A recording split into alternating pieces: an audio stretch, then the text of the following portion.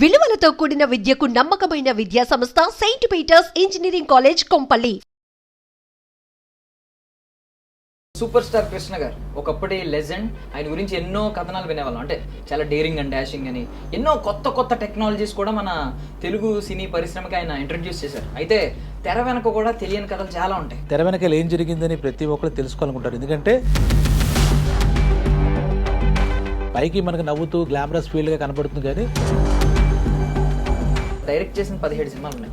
ఆయన చేతులు కాల్చుకున్నారా? లేదు, చేతులకు డబ్బులు వచ్చింది. నేను మాట్లాడాలంటే ఇప్పుడు కాంట్రవర్సీ అనే అసలు యాక్చువల్గా రాత్రి షిఫ్ట్ రమ్మంటేనే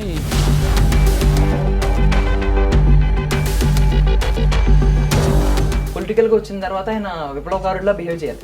ఒక పార్టీ కన్నా అనుకున్న తర్వాత వేరే పార్టీకి ఎప్పుడు దీనికి పట్టుదల ఉంది, కానీ పట్టు లేదు. దీనికి శత్రుత్వం అవతల వాడి. శోభన్ బాబు గారి విషయానికి వస్తే ఇండస్ట్రీలో అందగాడు అని అంటారు, ఎందుకంటే ఆయన కుటుంబ కథా చిత్రాలు ఎక్కువ తీయడం వల్ల. అప్పుడు కృష్ణ గారికి ఆ రేంజ్ లో ఆ ఫాలోయింగ్ ఉండేది కాదు అని నేను విన్నా. ఒక సెల్ఫిష్ ధోరణిలో వెళ్ళిపోయాడు శోభన్ బాబు. ఎన్టీఆర్ గారికి వీరాభిమాని అయినప్పుడు ఆయన అభిమానించే హీరోకి యాంటీకి ఎందుకు వెళ్ళారనేది ఇప్పటికీ క్వశ్చన్. ఇది మన కాంట్రవర్సీ పాయింట్ అవ్వచ్చు, తప్పేం లేదు, ఉన్నమాట చెప్పుకోవాలి. ముందు ఎవరు గొప్పవాడు ఉన్నాడో ఏం కాదు, ఆయనే గొప్పవాడు.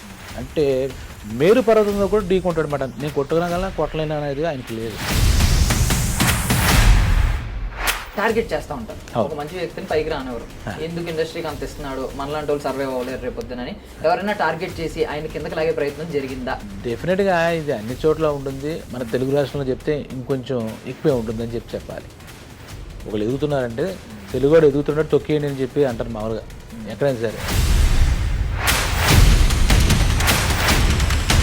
ఆయన వాటిని దేనికి కూడా వెరవలేదు.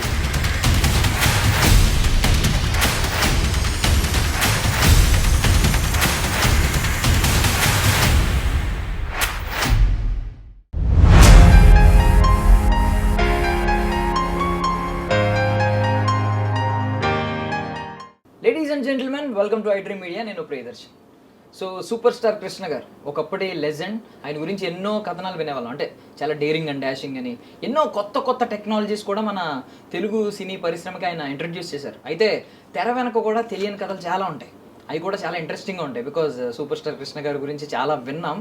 అందులో కొన్ని నిజాలు ఎంత, ఇంకా తెలియని విషయాలు ఏంటి, మనతో పాటు చర్చించడానికి సీనియర్ జర్నలిస్ట్ పరమహంస గారు ఉన్నారు. మాట్లాడుతాం. Hi sir. హాయ్. బాగున్నారా సార్? Fine, very fine. మీరు ఎలా ఉన్నారు? బాగున్నానండి. So first of all super star Krishna గారు అనగానే ఈ టెక్నాలజీ ముందు వస్తుంది. అంటే ఎన్ని ఇంట్రడ్యూస్ చేశారు ఆయన, కొత్తదనం. తెలుగు సినిమా స్కోప్ కావచ్చు, 70mm ఫస్ట్ 70mm కావచ్చు, DTS కావచ్చు, లేదంటే కౌ బాయ్, ఈ జేమ్స్ బాండ్ ఇలాంటి తరహా చిత్రాలు అన్నీ చాలా ఉన్నాయి. ఈస్ట్మన్ కలర్, లెక్కలేనన్నీ వస్తాయి. ఆయన సంచలనాలు, ఆయన ధైర్యం, ఆయన ఎవరినైతే చూసి ఇన్స్పైర్ అయ్యి వచ్చారో మళ్ళీ వాళ్ళకే ధీటుగా వెళ్ళిన సందర్భాలు కూడా ఉన్నాయి. ఇవన్నీ ఉన్నాయి. సో నేను వాటి గురించి తెలియని విషయాలు ఎన్నో మీ నుంచి కొంచెం రాబడదామని ట్రై చేస్తున్నాను సార్. తప్పకుండా. ఎందుకంటే super star Krishna, super star ఆయన ఇంటి పేరు, ఆయన ఒంటి పేరు కూడా అయిపోయింది. ఆ కృష్ణ గారి గురించి, ఆయన జీవిత చరిత్ర గురించి నిజంగా చాలా ఇన్స్పైరింగ్గా ఉంటుంది. ఫస్ట్ నేను ఐడ్రీమ్ని యజమాన్యాన్ని మిమ్మల్ని అందరినీ అభినందించే విషయం ఏంటంటే తెర వెనక కథలు, తెర వెనక ఏం జరిగిందని ప్రతి ఒక్కరు తెలుసుకోవాలనుకుంటారు. ఎందుకంటే ముఖ్యంగా తెలుగు వాళ్ళు సినిమా ప్రియులు. ప్రతి సినిమా విషయం వాళ్ళ జీవితంతో మమేకమై ఉంటుంది. సినిమాకే వాళ్ళ లైఫ్లో చాలా ప్లేస్ ఉంటుంది. తెర వెనక కథలు ఇంతకుముందు జర్నలిస్టులు, సీనియర్ జర్నలిస్టులు అంతా రాశారు. అదే రకంగా పుస్తక రూపంలో వచ్చేవి. అప్పుడు ఆ మీడియా కాటే. ఇప్పుడు మన సోషల్ మీడియా వచ్చిన తర్వాత చాలామంది సినిమా కూడా మంచి ప్రయారిటీ ఇచ్చి ఈ తెర వెనక కథలు తీసుకురావడంలో ఇది మీ ప్రయత్నం అభినందనీయం ముందుగా. ఎందుకంటే గడిచిపోయే రోజులు, ఆ విజయాలన్నీ పాతబడిపోయాయి. వాళ్ళ గురించి మనకి ఎందుకు అనుకోకుండా ఎప్పటికీ ఎవర్ గ్రీన్ అవి. నిజంగా తెర వెనక కథలు, ఆ తెర వెనక కథలు, ఆ కథల్లో ఎన్నో కష్టాలు ఉండొచ్చు, కన్నీళ్ళు ఉండొచ్చు. ఒక సినిమా తీయడం అంటే ఆషామాషి విషయం కాదు. ప్రతి నటుడికి, దర్శకుడికి, ఎవరైనా సరే చిన్న ఆర్టిస్ట్ పెద్ద ఆర్టిస్ట్ వాళ్ళ జీవితంలో ఎన్నో ఎదురవుతూ ఉంటాయి. పైకి మనకు నవ్వుతూ గ్లామరస్ ఫీల్డ్గా కనబడుతుంది, కానీ దాని వెనకాల చాలా ఉంటుంది కష్టం. ఇవన్నీ ఎందుకు మనకు ఉపయోగం అంటే ప్రతి తెలుగు సినీ ప్రేమికుడు, సినీ ప్రియుడు కూడా అవి తెలుసుకుంటే ఉత్తేజం చెందొచ్చు. ఆ ఫెయిల్యూర్స్ నుంచి సక్సెస్ అలాగే ఎలా అయితే ఉంటుందో ఎక్కడో ఏదో చదివి ఐన్స్టీన్ ఎలా చదవకలే మన సూపర్ స్టార్ కృష్ణ గారి జీవితంలో ఎదురైనటువంటి సవాళ్ళు ఏంటి, ఆయన ఏ రకంగా చేశారు, ఇప్పుడు మన సూపర్ స్టార్ కృష్ణ గారి గురించి మనం మాట్లాడుకుంటున్నాం కాబట్టి తీసుకున్నా బాగుంటుంది. ముందుగా తెర వెనక కథలు బాగుంది కాబట్టి ముందు ఆయన జీవితంలోకి వెళ్ళే ముందు ఒక ఇన్స్పైరింగ్ స్టోరీతో మనం మొదలు పెడదాం. ఎందుకంటే ఆయన మొట్టమొదటి ఇంటర్మీడియట్ అయిపోయిన తర్వాత కాలేజీలో చేరాలనుకున్నప్పుడు ఇది బహుశా చాలామంది తెలియపోవచ్చు, నరసాపురంలో ఒక కాలేజీలో సీట్ వస్తే అక్కడ చేరారు. అండ్ యాక్చువల్గా మనకి ఇప్పుడు గుంటూరు జిల్లాలో బుర్రిపాలెం అంటారు, ఆయన బుర్రిపాలెం బుల్లోడు అని కూడా అంటారు. ఆ పేరుతో సినిమా కూడా తీయడం, ఆ బుర్రిపాలెం గ్రామం తదనంతర రోజుల్లో మన మహేష్ బాబు గారు దత్తత కూడా చేసుకున్నారు. ఆ ఊరి మీద జన్మభూమి మీద అభిమానం కొద్ది ఇవన్నీ మనకు తెలిసినవే.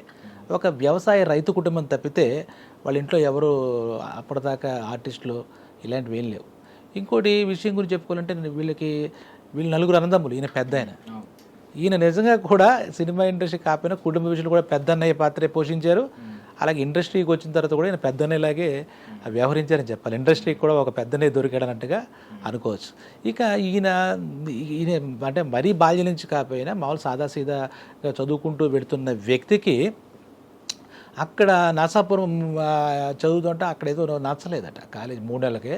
ఆయన వెన్న ఇలా కాదని చెప్పి అసలు గుంటూరు చదువు కానొచ్చు కానీ ఏంటో మరి ఫేట్ ఎలా ఉంటుందో డెస్టినీ ఎలా ఉంటుందో మరి ఎవరో ఏం చెప్పలేం కదంటగా ఆ 3 నెలలు అక్కడ చదువు అక్కడ ఆపేసేసి మళ్ళీ CR Reddy college, Kattamanchi Ramalinga Reddy college అని ఏలూరులో ఈయన మళ్ళీ గ్రాడ్యుయేషన్ అది చేయడానికి అక్కడికి వెళ్ళాడు ఆయన. వెళితే అక్కడ ఎక్కడో ఒకడ ఏదో బుద్ధుడికి మనకి ఏదో బోధి వృక్షం కింద ఏదో అవుతుంది, జ్ఞానోదయం అవుతుంది, ఆ ఎన్లైట్మెంట్ వస్తున్నట్టుగా ఈయన కూడా ఒక సంఘటనలో అప్పుడులో ఎవర్ గ్రీన్ న్యూస్ అంటే మనకి రామారావు గారు ఇంకా వాళ్ళే, ఇంకా మధ్యలో మన కాంతారావు గారు కూడా చెప్తారు కానీ అది కాదు. వీళ్ళిద్దరే ఆ సినిమా ఇండస్ట్రీ అంటే ఇద్దరే హీరోలు, మాస్ అయినా క్లాస్ అయినా వాళ్ళే పంచుకునేవారు అన్నట్టుగానే ఉండేది, ఇంకో పోటీ లేదు. అలాంటి హీరోలు ఉన్న టైంలో నాగేశ్వరరావు గారికి ఒక సన్మాన కార్యక్రమం. సిఆర్ రెడ్డి కాలేజీ అంటే చాలా చైతన్యం ఉన్న కాలేజీ, చాలా పాపులర్ కాలేజ్ ఇప్పటికి కూడా. సిఆర్ రెడ్డి కాలేజ్ అంటే ఒక నిజంగా ఆ డాషింగ్ అండ్ డేరింగ్ అని ఇప్పుడు ఇందాక మీరు ఏదో చెప్పారే, ఆ లక్షణాలు కూడా ఆ కాలేజీలో చదువుకునే వాళ్ళు చాలామంది వచ్చింది. భీమవరం డిఎన్ఆర్ కాలేజీ, అలాగే సిఆర్ రెడ్డి కాలేజీలో ఒక చైతన్యం ఏదో ఉండేది. అలాగే ఎక్స్ట్రా కరిక్యులర్ యాక్టివిటీస్ అంటే అవన్నీ ఎక్కువ ఉండేవి, పిల్లలతో చేయించడం ఇదంతా ఉండేది చదువుతో పాటు. అలా వాళ్ళ గ్రూప్ ఆఫ్ కాలేజెస్ ఉండేవి, అంటే ఇంజనీరింగ్ కాలేజీ, మళ్ళీ ఇలా రకరకాల కాలేజీలు ఉండేవి అన్నమాట. కామర్స్ కాలేజీ, మెడికల్ కాలేజీ, అది ఒక గ్రూప్ ఆఫ్ కాలేజెస్ ఉండేవి. పాలిటెక్నిక్ కాలేజ్ అని అక్కడ చేరడం బాగుంది, నచ్చింది. అక్కడ ఒక్క సందర్భంలో ఇందాక చెప్పుకున్నట్టుగా జ్ఞానోదయం అన్నాం, అలాంటి ఏదో ఒక ఆలోచన అక్కడ స్ఫురించేది ఏంటంటే నాగేశ్వరరావు గారికి అక్కడ సన్మానం చేయడానికి ఏదో సినిమా హిట్ అయితే దేవదాస్ సినిమా. దేవదాస్ చాలా పెద్ద హిట్ కాబట్టి ఆ దేవదాస్ ఇంకా అదొక చరిత్ర. దాని గురించి మాట్లాడుకోవాలంటే 3 గంటల సినిమా గురించి 30 గంటలు మాట్లాడుకోవచ్చు మనం. దేవదాస్ సినిమా సరే అద్భుతమైనటువంటి సినిమా. ఈ దేవదాస్ మీరు ఏదో కదిపితే కందిరేగలా ఉంటుంది నా పరిస్థితి, చెప్పాలనిపిస్తుంది ఏదో ఒకటి. ఆ దేవదాస్ సినిమా చాలా భాషల్లో రిలీజ్ అయింది, హిందీలో దిలీప్ కుమార్ ఇంకా చేసినా కూడా ఇది ఇది మన బెంగాలీ కథ, శరత్ గారి సాహిత్యంలో అయినా ఇప్పటికీ కూడా మన ఈ నాగేశ్వరరావు గారి దేవదాసే చెప్పుకోవాలి. అది ఆయన మోడల్ అయిపోయాడు. తాగుబో దేవదాస్కి పార్వతీ దేవదాస్ అంటే నాగేశ్వరరావు శాస్త్రి. ఇంకోటి మరి ఇక్కడ ఇందులో మళ్ళా కలుపుతాం కానీ ఈ దేవదాసు తర్వాత చేసేద్దామని కుతూహలం కొద్ది ఈయన చేసి ఈయన చేతులు కాల్చుకున్నాడు మన హీరో. ఇప్పుడు మనం మాట్లాడుకున్న సూపర్ స్టార్ కృష్ణ గారు కూడా దేవదాసు చేసాడు, మన దేవదాసు మళ్ళీ పుట్టాడు అన్నాడు. సరే నాగేశ్వరరావు గారిని వాళ్ళే మరిపించలేదంటే ఈయన మరిపించలేదు, కానీ ఈయన ఒక కాంపిటేటర్గా ఫీల్ అవుతాడు కానీ ప్రతి దాంట్లో దూరేవాడు, ప్రతి దాంట్లో అది తర్వాత మాడకూడదు. ఇక్కడ ఆ నాగేశ్వరరావు గారికి అప్పటిదాకా ఇంకేం సినిమాలోకి వెళ్ళాలి, ఇండస్ట్రీకి వెళ్ళాలి, దానికి రూట్ ఏంటి, దానికి ఏం చేయాలి, అప్పుడులో ఇప్పుడులాగా మనకి కోచింగ్ సెంటర్స్ ఏదో ఫిలిం ఇండస్ట్రీకి సంబంధించి ఇవేం లేవు. అక్కడ ఈయనకి ఏంటంటే మామూలుగా చూడడానికి స్ఫురద్రూపి అందంగా చాలా గ్లామర్గా మెరిసిపోతూ ఉంటాడు. అప్పటి నుంచి అలాగే ఉన్నాడు చదువుకునే రోజులు బట్టి. అక్కడ చూసినప్పుడు ఏంటి సినిమా ఇండస్ట్రీలోకి వెళ్తే ఇలాగ సన్మానాలు చేయించుకోవచ్చా, ఏంటి ఇంత ప్రజాభిమానం ఉంటుందా, మనకి అది ఉంటే మనం కూడా నాగేశ్వరరావు గారిలాగా ఫీల్డ్లోకి వెళ్తే అనే ఆలోచన అక్కడ ఆయనకి ఫస్ట్ టైం వచ్చింది. అంటే మనకి సూపర్ స్టార్ కృష్ణ గారు మన తెలుగు ఇండస్ట్రీకి దొరకాలని భగవద్ అభిప్రాయం, భగవద్గీతలో ఏమో తెలియదు కానీ అక్కడ మనకు ఆలోచన వస్తే సరిపోతుందా. ఇప్పుడు నేను అబ్దుల్ కలాం అయిపోవాలంటే నాకు అవకాశం కూడా రావాలి. సరే మన సోషల్ మూవీస్లో మెయిన్ డైరెక్టర్ ఆదుర్తి సుబ్బారావు గారు అని చెప్పి ఆయన చాలా జెన్యూన్ డైరెక్టర్ అనమాట. అంటే ఆయన సక్సెస్ఫుల్ సోషల్ మూవీస్కి పెట్టింది పేరైన. ఆయన నాగేశ్వరరావు గారితో తీసిన ఇంకోటితో తీసిన ఆయన కొత్త వాళ్ళతో సినిమా తీద్దాం, కొత్త హీరోలు కూడా ఇండస్ట్రీకి చేద్దామని, వాళ్ళు ఇండస్ట్రీని బాగు చేయాలి, ప్రజలకు నిజమైన వినోదం ఇవ్వాలని తప్పితే ఇప్పుడు పరిస్థితులు కదా, అప్పుడు కొంచెం ఓల్డ్ ఈజ్ గోల్డ్ అన్నట్టుగా అప్పుడు పరిస్థితులు లాగా ఉంటే అలా ఆలోచనలు లాగా ఉండేవి. కాబట్టి ఇప్పుడు డైల్యూట్ అవుతూ వచ్చి పొల్యూట్ అవుతూ వస్తున్నాయి ఇప్పుడు ఆలోచన ఏ ఇండస్ట్రీ అయినా సరే. ఆదుర్తి సుబ్బారావు గారు ఒక మంచి కథ తీసుకుని ఆ తేనె మనసులు ఆ పేర్లు కూడా ఎంత సాఫ్ట్గా ఉండేవి. ఆయన టీం అంతా కూడా గట్టి టీం ఉంటుంది. తేనె మనసులు అనేది ఎదుగుతున్నప్పుడు ఇలా కాలేజీలో దొరుకుతారు, ఎక్కడ దొరుకుతారు ఇలాంటివన్నీ అనేది ఆయన చూస్తున్నప్పుడు ఈయన లక్కీగా ఆయన కళలో పడ్డాడు. వీళ్ళందరికీ ఏంటంటే బ్యాక్గ్రౌండ్ గాడ్ ఫాదర్స్ ఎవరు ఇప్పుడు నాగేశ్వరరావు గారు చెప్పుకున్నా, ఎన్టీ రామారావు గారు చెప్పుకున్నా, ఇప్పుడు చాలా యాదృచ్ఛికంగా జరిగిన సంఘటనలే. ఎందుకంటే నాగేశ్వరరావు గారు ఆ రైల్లో ఏదో వెళుతుంటే ఆ ప్లాట్ఫామ్ మీద చూసి పట్టుకున్నారట గొడవల రామబ్రహ్మ గారు, ఈయన బాగుంటాడని. లేదంటే ఒక చిన్న రైతు ఆయన మన నాగేశ్వరరావు గారు అనే మహానుడు మనకు దొరికేవాడు కాదు.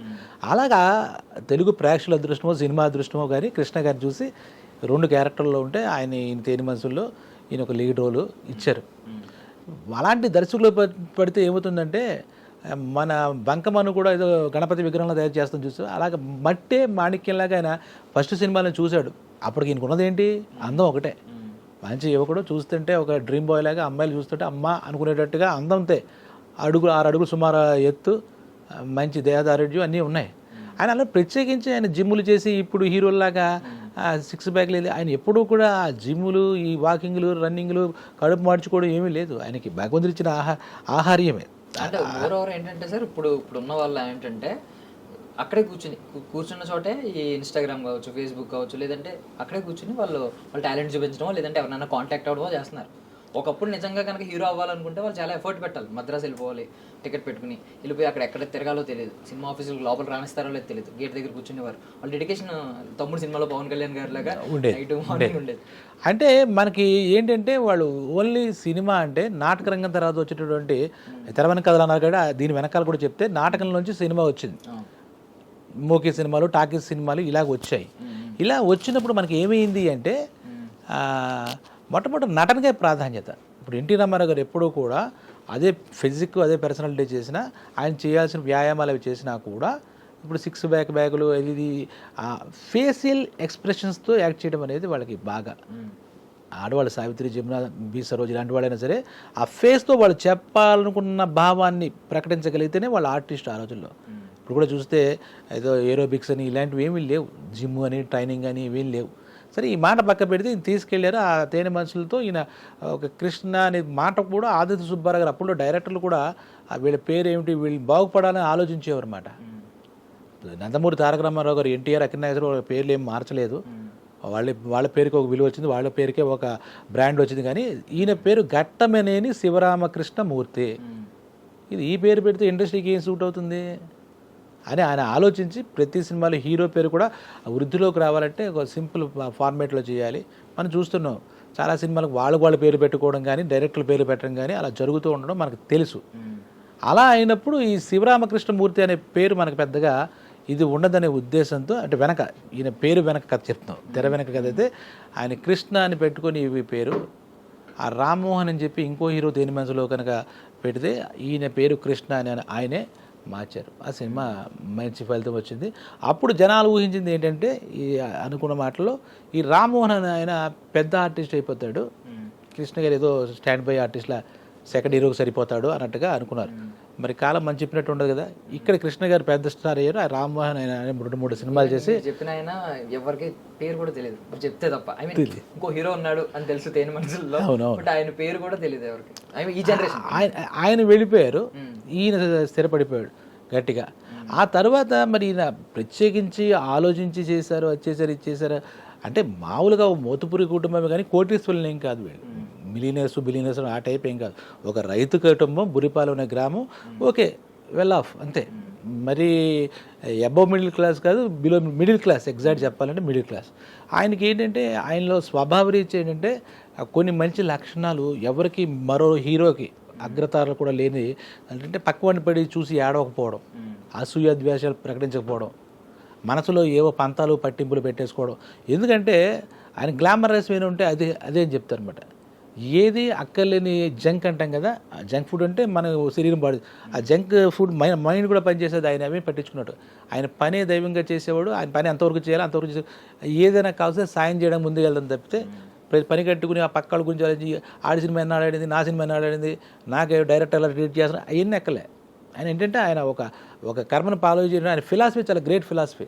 ఎందుకంటే ఈ మాట తెర వెనక చాలామంది తెలుసు, ఇప్పుడు వాళ్ళకి తెలియకపోవచ్చు, కానీ ఆయనకి చాలామంది 340 నుంచి 350 సినిమాలు తీసారనుకుంటే చాలామంది నిర్మాతల హీరో. యాక్చువల్లీ నిర్మాతలు ట్రబుల్ పడకుండా నిర్మాతల శ్రేయస్సు దృష్టిలో పెట్టుకుని వాళ్ళ కోసం పనిచేసిన ఎవరు ఏమన్నారంటే పలానా సినిమా నిర్మాత ఇబ్బందుల్లో ఉన్నాడు, అతను ముందు సినిమా పాట ఏంటంటే వాళ్ళకి ఊరికే పని చేసుకుని పెట్టుకుని ఉన్నట్టు.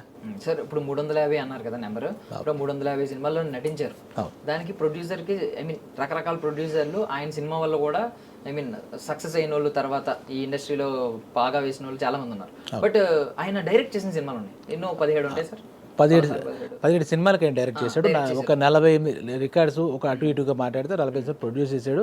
అంటే పద్మాలయ్య అని వాళ్ళ కూతురు పేరు మీదే బ్యానర్ ఏర్పాటు చేసి, ఎందుకంటే డైరెక్ట్ చేసిన 17 సినిమాలు ఉన్నాయి. ఆయన ఇప్పుడు అంటే ఓవరాల్ గా మీకు తెలుస్తుంది కాబట్టి ఆ రిజల్ట్ అంతా ఆయన చేతులు కాల్చుకున్నారా, లేదు చేతుల నుంచి డబ్బులు వచ్చినాయి, చేతులకు డబ్బులు వచ్చినాయి అంటే 50-50 అనుకోవాలి. ఆయన జీవితంలో నటన చేసినా కూడా 50-50. ఆయన ఎందుకంటే రొక్కిచ్చేవాడు కాదు. ఆయన ఏంటంటే రుణం ఉంచుకోకుండా ఇండస్ట్రీ రుణం వెళ్ళిపోయాడంటే చెప్పచ్చు అనమాట. ఎవరికైనా నేను నిర్మాతగా చేస్తూ లేదా డైరెక్ట్గా చేస్తూ వాళ్ళు ఎగ్గొట్టాడని కానీ ఇవ్వలేకపోయాడని కానీ అటువంటి రికార్డ్ లేదు. ఈయన యాక్ట్ చేసినప్పుడు చాలామంది నిర్మాతలు ఇబ్బంది పడి సినిమా రిలీజ్ అయినప్పుడు ఈయన ఎదురు పెట్టుబడి పెట్టి కూడా తీసుకొచ్చినటువంటి ఉంది. ఇంకోటి ఏంటంటే ఈయన రికార్డు చూస్తే చాలా సంపాదించేస్తున్నాడు, కానీ ఆయనకి మూట కట్టుకునే స్వభావం లేదు. ఎక్కడ సంపాదించావో అది మహర్షి సినిమా చెప్తారు కదా, అక్కడే ఖర్చు పెట్టాలనేది ఇండస్ట్రీ కోసమే. పద్మాలయ అంటే వీళ్ళెవరు కూడా స్టూడియోస్ కట్టినప్పుడే పద్మాలయ స్టూడియోస్ ఇలా కట్టి ఆయనకి ఇచ్చే గుణమే తప్పితే పుచ్చుకునే గుణంలో అంత పట్టింపు లేదు. అయితే వచ్చిందంటారు మహేష్ బాబు. అంటే మహేష్ బాబు గారు కూడా ఎప్పుడు ఫస్ట్ ఆలోచించేది సినిమా అనగానే ప్రొడ్యూసర్, నిర్మాత సేఫ్ అవుతాడా లేదా, లేకపోతే సినిమా చేయరు, నిర్మాత క్షేమాలే చూసుకుంటారు. సో ఇక్కడ నుంచి వచ్చిందంటారా? అంటే ఆ జీన్స్ ప్రకారం రావచ్చు, కానీ నేను మాట్లాడాలంటే ఇప్పుడు కాంట్రవర్సీ అని అనుకోవద్దు, కానీ మన సోషల్ మీడియా ఏం చెప్పినా కాంట్రవర్సీ అంటున్నారు. కానీ మహేష్ బాబుకి 10 times సినిమాలు చేశాడు, కానీ 10 times మంచి క్వాలిటీస్ ఆయనలో ఉన్నాయంటున్నాను నేను. సినిమా ఫీల్డ్లో కార్మికులు వాళ్ళకి పని దొరకదంటే 3 షిఫ్ట్లో పనిచేసాడు ఆయన. దగ్గర 2 దశాబ్దాలు 20 ఏళ్ల పాటు. అసలు యాక్చువల్గా రాత్రి షిఫ్ట్కి రమ్మంటేనే ఇప్పుడు హీరోలైనా కళ్ళు వాచిపోతే మొఖం వాచిపోతుందని ఏదో మొత్తం మీద ఇబ్బంది పడుతూ చేయరు. ఇంకో గంట ఎక్స్ట్రా చేయమంటేనే పరిగెట్టుకుంటూ వెళ్ళిపోతారు, షిఫ్ట్లో చేస్తారు. ఏదో 3 షిఫ్ట్లలో దగ్గర లేదా 350 సినిమాలు ఎలా అవుతాయి? మన బేసిక్ పాయింట్ ఎలా అవుతాయి సరే? అంటే నాకు డౌట్ వచ్చి అడుగుతున్నాను. ఇప్పుడు ఏఎన్ఆర్ గారు, ఎన్టీఆర్ గారు, ఎన్ఆర్ గారు వీళ్ళ నెంబర్ ఎంత అండి, ఎంత ఉంటాయి సినిమాల వల్ల? అంటే 253 సినిమాల దాకా అక్కినేని నాగేశ్వరరావు గారు ఉన్నాయి. 302 సినిమాలు మన పెద్ద ఆయన ఎన్టీ రామారావు గారు ఉన్నాయి. అందరితో పోల్చుకుంటే మన తెలుగు ఫీల్డ్లో చూస్తే హీరోగా చూస్తే కృష్ణ గారే ఉన్నాయి. ఇప్పుడు ఉన్న వాళ్ళు అయితే కొంచెం 150 చిల్లర్లో చిరంజీవి గారు ఇప్పుడు ఉన్న దానిలో ఉన్నారు. మిగిలిన వాళ్ళంతా 110, బాలయ్య గారు, నాగార్జున వెంకటేష్ కూడా వాళ్ళ వెనకాల ఏదో నడుస్తున్నారు, కానీ అన్ని సినిమాలు లేవు. ఆ తర్వాత తరంలో వస్తే 30కి ఆగిపోయారు. మహేష్ బాబు కానీ, జూనియర్ ఎన్టీఆర్ కానీ, పవన్ కళ్యాణ్ కానీ, ప్రభాస్ కానీ 25-30 ఆగిపోయారు. అయితే ఆయన ఎందుకు చేసేవాడంటే ఆయన కీర్తి కోసం కాదు. ఎప్పుడు కూడా ఆయన సినిమాల్లో ఒక సంవత్సరం గుర్తులేదు, కానీ 18 సినిమాలు రిలీజ్ అయ్యాయి. అంటే ఆయన ఎన్ని షిఫ్ట్లు చేసి ఉంటారు? మనం అన్ని షిఫ్ట్లు 3 షిఫ్ట్లు చొప్పున కంటిన్యూగా చేస్తే అదృష్టం ఏంటి, మరి ఆయన శరీర నిర్మాణం తెలియదు, కళ్ళు బాచిపోవడం, ముఖం ఉబ్బిపోవడం, అలాంటివి ఏవి ఆయన ఫేస్లో కనపడేది కాదు. ఎప్పుడు ఎవరికి నేను పడుకున్నప్పుడు ఎలా ఉన్నాడు, లేచేటప్పుడు అలాగే ఉండేది. ఈ షూటింగ్కి వెళ్తే ఆ షూటింగ్ ఎలా, అంతలాగా అది సాధన చేసిన యోగులు కానీ సంభవించదు అలాంటి విద్యలు. ఆయన నిత్యం కష్టపడుతూ కూడా ఆప్సోపాలు ఏం పడలే. ఆయన పని రాక్షసుడిలా పనిచేసాడు, అలాగే పని చేయించేవాడు కూడా. ఇది ఎందుకయ్యా బాబు నీకు ఎంత శ్రమ పెడతావు, నువ్వు గ్లామర్గా, ఆయన సహజంగా గ్లామర్ ఆయన బై బిల్టే ఉంది, ఇన్బిల్టే గ్లామర్ ఆయనలో ఉంది అన్నప్పుడు వీళ్ళందరూ బతకాలి కదా, మా ఇండస్ట్రీ బతకాలి కదా. మేమంతా వాళ్ళు కూడా అప్పటి వాళ్ళు కూడా సినిమాలు చేయకుండా కూర్చుంటే మరి ఆ ఇండస్ట్రీలో మద్రాసులో వాళ్ళు కానీ ఇంకోళ్ళు కానీ ఎలా బతుకుతారు? కొన్ని వేల మంది కుటుంబాలు బతకాలి. ఆ ఆలోచనే ఆయన అన్ని సినిమాలు చేసేట్టుగా ప్రేరేపించింది. తర్వాత ఒక టైం తర్వాత కొన్ని పాయింట్స్ ఈయన మనసులో ఉన్నది అవతల ప్రొడ్యూసర్కి వినపోవచ్చు. వాళ్ళెందుకంటే మన ప్రొడ్యూసర్ ఎలా ఉంటుంది, ఏదైనా ట్రెండ్ క్రియేట్ అవుతే అదే ట్రెండ్లో తీయాలని కోరుకుంటారు. 12 కాపురం సినిమా హిట్ అయింది. నెక్స్ట్ కృష్ణ గారితో ఏది ప్లాన్ చేస్తారు? డెఫినెట్గా అటువంటి కైండ్ ఆఫ్ మూవీని తయారు చేయించి కృష్ణ గారు మీరు డేట్లు కావాలని నమస్కారం మీకు అంటారు. ఆయనకి మొనాటంలాగా అనిపిస్తుంది, కానీ ఆయన మనసులో ఏదో ఒక హిస్టారికల్ మూవీ చేయాలి. ఎందుకంటే ఈ మన ఎన్టీ రామారావు గారు ఉన్నారు, వీళ్ళందరూ కూడా చాలా ప్రయోగాలు చేశారు. జోనస్ రకరకాల జోనర్ చేసి, అంటే జోనస్ చేస్తే కానీ వాళ్ళలో ఉన్నటువంటి ఆ నటన సంతృప్తి పడరు. ఇప్పుడు ప్రేక్షకుల కోసం అలాంటి వాళ్ళందరి కోసం వినోదం అందించాలని చేసిన ప్రతి సినిమా హీరోటిక్గా ఉండాలి, ఒకటే కైండ్ ఆఫ్ మూవీ చేస్తే అది వాళ్ళలో ఉన్న నటుడు సంతృప్తి పడ్డు మెయిన్ ఆ తృష్ణ తీరదన్నమాట. దాని గురించి ప్రతి నటుడు ప్రత్యేకించి మనం మాట్లాడుకుంటూ ఉంటాం, డ్రీమ్ రోల్ అని అనుకుంటూ ఉంటాం. అది ఇప్పుడు కృష్ణ గారికి అన్నీ చేసినా కూడా ఒక డ్రీమ్ ప్రాజెక్ట్ ఆగిపోయింది. ఆయన అది ఛత్రపతి శివాజీగా చేయాలని చెప్పి ఆయనకి చిరకాల జీవిత ఆశయం అనమాట. ఛత్రపతి శివాజీ ఒక సినిమాలో ఏదో ఒక పాటలోనో ఒక బిట్లోనో శివాజీ చేశారు. అది అంటే ఎన్టీ రామారావు గారికి అల్లూరి సీతారామరాజు చేయాలని ఏ డ్రీమ్ ఉండిపోయిందో, ఆయన అనుకున్న క్యారెక్టర్ అన్నీ చేసినా కూడా ఒకటి ఉండిపోతుంది నటుడికి, ఏదో ఇది చేయాలి ఎక్కడో ఆ ఇంపాక్ట్ మైండ్లో ఉండిపోతుంది. ఛత్రపతి శివాజీ నిజంగా చేసి ఉంటే ఎలా ఉండేదో, ఆయనకి 100% ఆప్టే, ఆ క్యారెక్టర్కి ఆప్టే.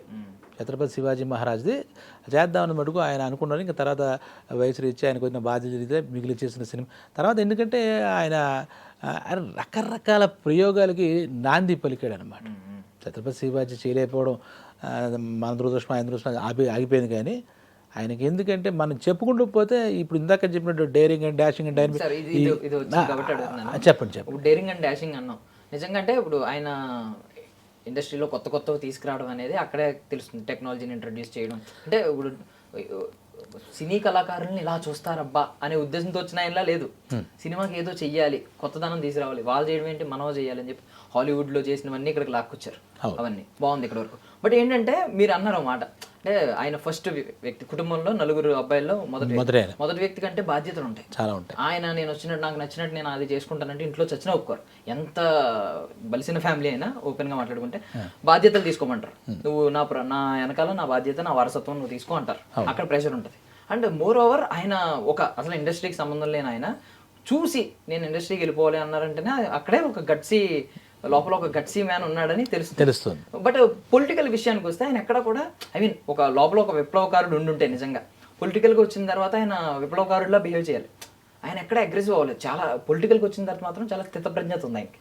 ఒక పార్టీకి అనుకున్న తర్వాత వేరే పార్టీకి ఎప్పుడు ఆయన సపోర్ట్ చేయలేదు. వేరే ఎంతమంది వచ్చినా కూడా అదే పార్టీకి ఉన్నారు, లేదంటే మౌనంగా ఉండేవారు.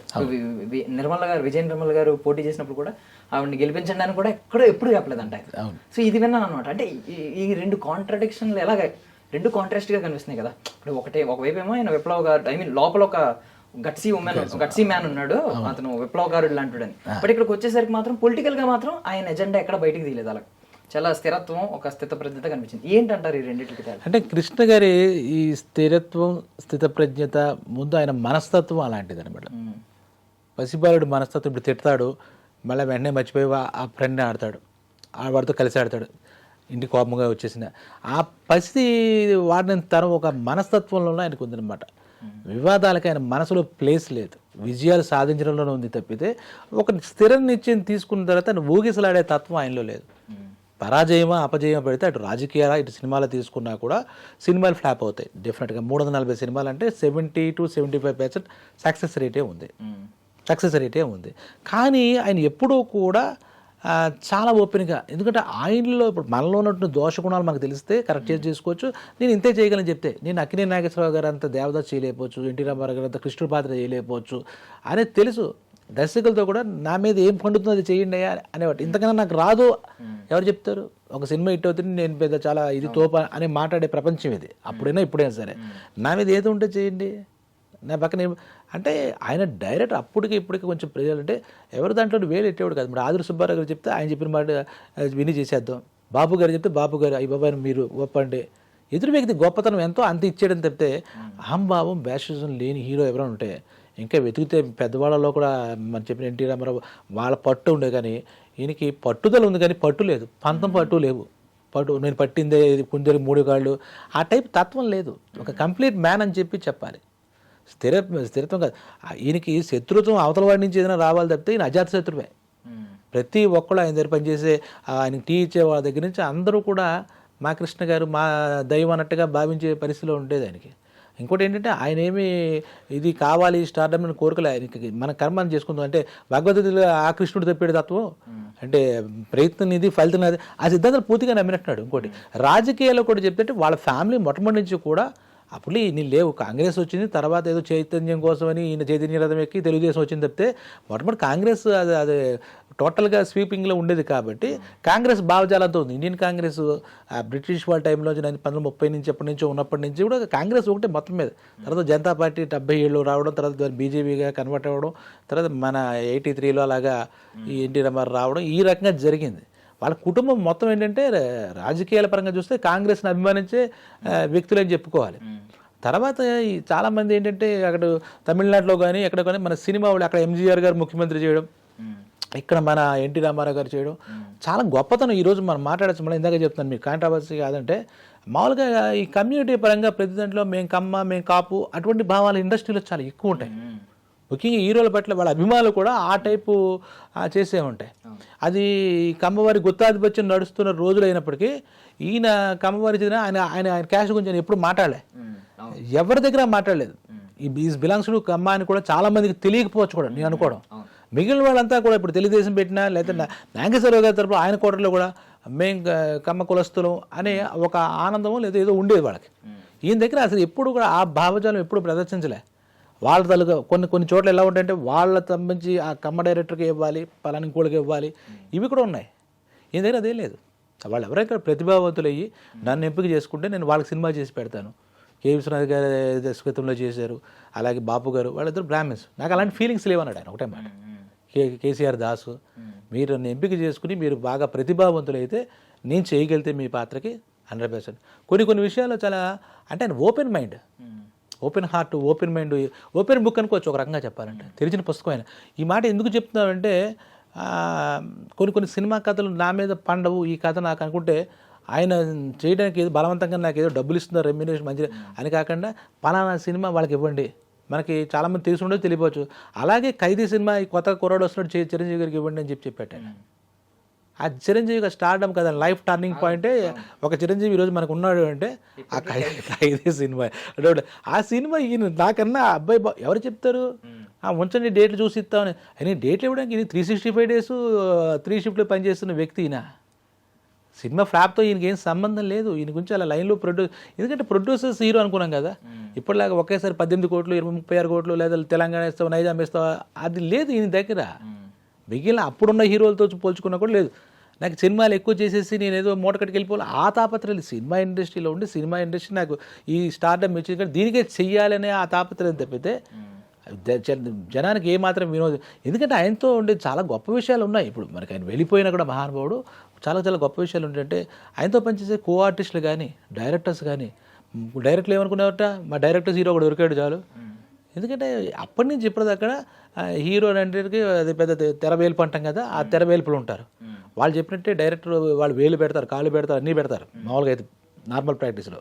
అయినప్పటికీ ఈయన అదేం లేదు. మీరు ఏం చేస్తారు, మీకు ఎన్ని డేట్స్ కావాలి చేయండి, ఒకటి కంప్లీట్ ఎప్పుడు పెట్టుకుంటారో చెప్పండి, నాకు ఇబ్బంది ఏం లేదు. నేను 7 తర్వాత రాను, నైట్ డ్రెస్ వేసుకుంటూ రాను, విగ్గు పెట్టుకుంటే లేను.